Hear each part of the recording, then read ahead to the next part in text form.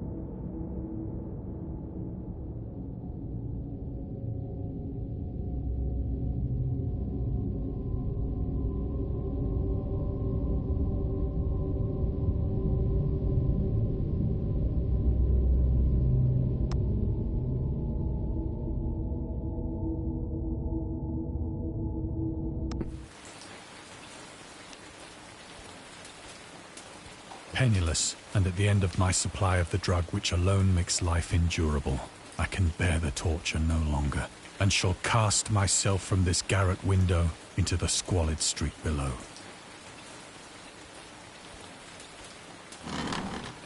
Do not think from my slavery to morphine that I am a weakling or a degenerate.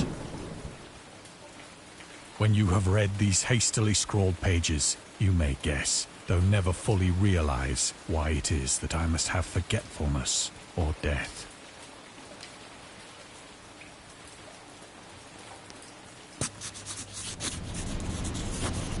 It was in one of the most open and least frequented parts of the broad Pacific that the packet of which I was supercargo fell a victim to the German sea raider.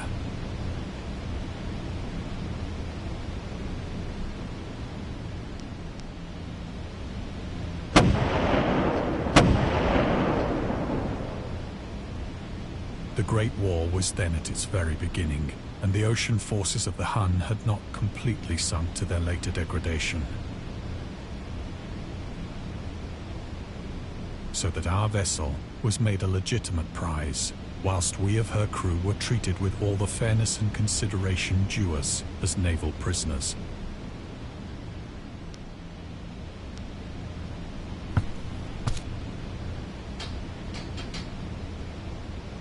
So liberal, indeed, was the discipline of our captors, that 5 days after we were taken, I managed to escape alone, in a small boat, with water and provisions for a good length.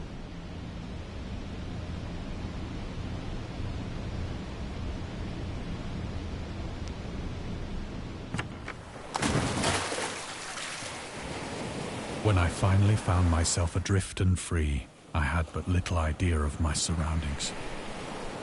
Never a competent navigator, I could only guess vaguely by the sun and stars that I was somewhat south of the equator. Of the longitude, I knew nothing, and no island or coastline was in sight.